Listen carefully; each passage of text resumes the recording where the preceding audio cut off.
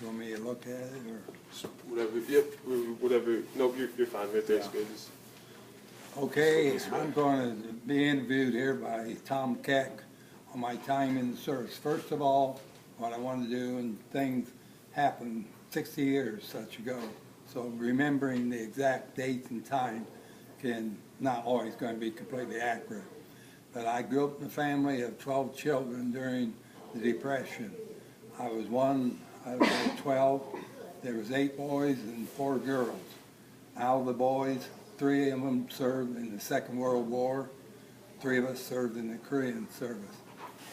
After the brothers and that were gone from home, there was the 3 of us basically at home, the 3 youngest of us who are, as I said, are still living. But my brother was drafted into the Army, and during the Korean War, was over in Korea, and he wrote me letters that he's in heavy combat. He advised me to get in the Navy or the Air Force. I took his advice. I joined the Navy, went to boot camp in Great Lakes, Illinois, where I took my basic training. They call it boot camp. It was 11 or 12 weeks training. There was 88 people in a company. We had a company commander who was a chief petty officer, and I was just under him. I was called the recruit chief petty officer. After our boot camp, they picked the color man, the company, or the honor man, and I happened to be lucky enough to be picked. I felt pretty darn proud of that. Anyhow, we left boot camp. I came home on leave for approximately 10 days, reported back to Great Lakes, Illinois for assignment. I was sent to Kodiak, Alaska, where I spent approximately a year and a half. While I was up there, I was in the motor pool. My basic functions up there, I was a bus driver for several months on the base. Then I become the head dispatcher, where we dispatched all the vehicles out of the lot. And I did that until I left Kodiak. Came back from Kodiak, come back to Tacoma, Washington, where I got my leave, came home on leave for 10 days, got it extended another 10 days so I could be home at Christmas time with my mother.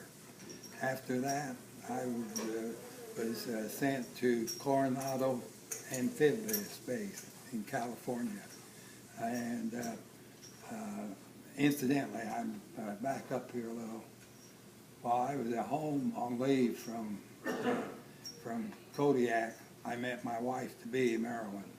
And about 3-4 months later, we got married. I came back from California, and we got married, moved back to California, and lived in an apartment. I didn't live on the base anymore. And we spent the rest of our time in National City in Chula Vista, California. I was discharged from the Navy out there. I'll tell you my job out there now. I'm skipping a little here. I was in the Landing Craft Control School, and it's a school that teaches sailors how to take landing craft. You've seen them in movies, and hit the beach and back off. I did that basically until I spent about the last 3 months in the base police, the Shore Patrol base police. I was discharged then from San Diego in late December of '55. Came home, went to Iowa. About 3 months later, moved to Iowa, where I had 2 brothers. Went in the feed sales business. Was there from '56 to '59. In March, approximately of '59, March or April, I moved back to Kearney. Went into the life and health insurance business and was in that for a good number of years, up until 1990. And after that, then I went with Colligan Water Conditioning in Kearney. Was with them 23 years until I retired, just retired from there. Out of the marriage of Marilyn and I, we had 4 great children. Our oldest daughter died 23 years ago of breast cancer. She left a lot of memories with us. We all miss her very much, but she was a great girl. I still have 3 children whom I'm so proud of. I love them dearly, and they love me. I moved up to Wildlife here after a little medical problem. I'm enjoying myself, and this is where I'll probably stay until the day that I die. Now, now, if Tom wants to ask me any particular question, I'll answer it for him. I want to hit the main things in my life and in the military. Let's see here. Were you drafted or were you enlisted? I enlisted. Enlisted? I enlisted, yeah. Okay. That's what I said. My brother told Yeah. me to. Said to go in, and I wasn't wanting to go over there in that heavy fighting. My brother told me, said, you don't want to be over here. It's something else. So I took his advice. Okay. What did it feel like entering the service? Oh, it's different. I was on the farm, taking care of my mother's farm, and that, so it was a complete change. I went from being a boss. I was a boss to I took care of the farm and that. When I went in service, you wasn't. You know, you just, as they called you, a peon, and you learned to take orders. They always said, we can't make you do anything, but we make you wish the heck you had done it. And I learned to take orders and that. Also learned that I could command men. When the 88 men that was in our boot camp, I was over when the chief petty officer was gone. And I got along good with them. I demanded a lot of them, no more than I did of myself. And I found I could handle men. Okay. How did you get through your service? What kept you going? Well, just the fact that you need to serve your time. It was approximately 4 years. When I was up in Kodiak, Alaska, you certainly look forward to leaving up there. We got extended out a bit up there for military reasons. And so I was up there a little longer than what I thought it was going to be. But you was looking forward, to be perfectly honest with you, the day I could get out.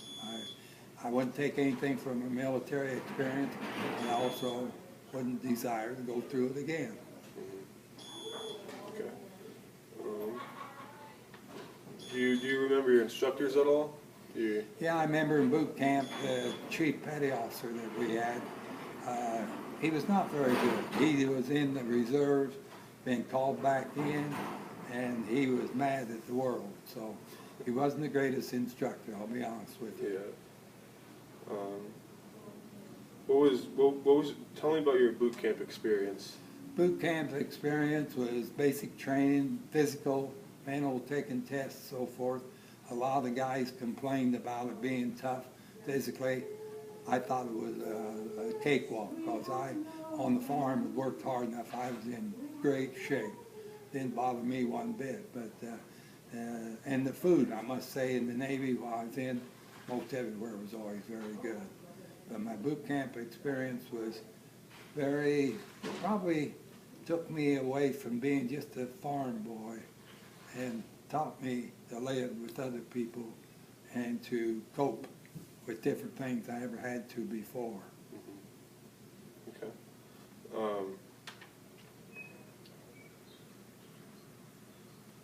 Do you remember arriving at your camp up in Alaska in Kodiak? Oh yes. What was it like? We flew. First day there? I was very fortunate. Most people that went, we reported Tacoma, Washington, was our jumping off point. Most of them were taking a ship going up to Kodiak, Alaska. It took about 3-4 days.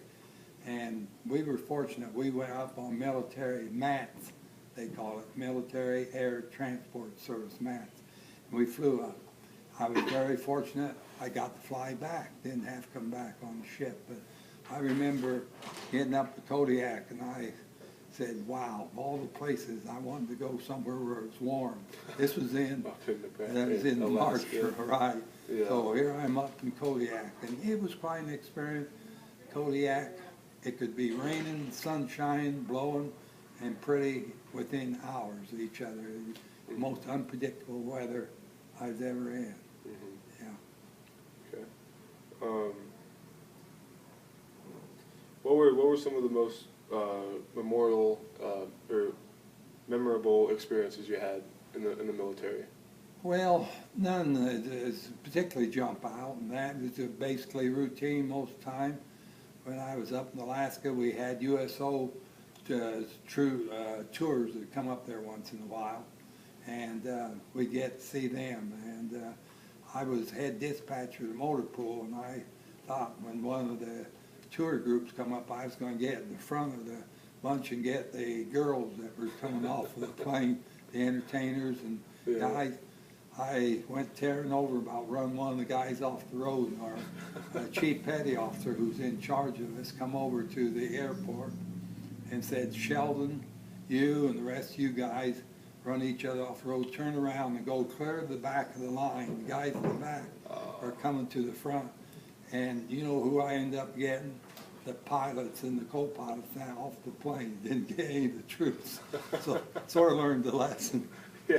That was memorable. About as much. Then I had a Lieutenant Commander Striffler up in Kodiak, who was the transportation officer, who was in charge of our motor pool. He was a great guy. In fact, I told him if all officers were as good as him, I might think about staying in the military. But they wasn't, and he knew it. Yeah.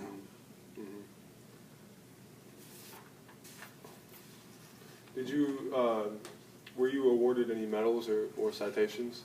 Just a medal of good conduct, because I never did any fights, battles, or anything. An overseas medal, I think they had. May have been one call. I think I had two of them. Okay. And that was basically it. Okay. How did you stay in touch with your family? Writing letters from up in Alaska. You mean when I was in Alaska? Yeah. Wrote home to my mother. My dad had died in 1950, so I had my mother at home, and she was a tremendous lady. My father was a good man, but my mother was something else. I just adored her, and she was tough, but she was very accessible. You could talk to her, sit down and talk to her, but she still was boss. She knew that. So anyhow, that's the way I stayed in touch by letters, and so it was quite an experience. Okay. Did you feel any pressure or stress while we were up in Kodiak? Not really. We were out warning posts. Kodiak was called NAVCOM Stay. That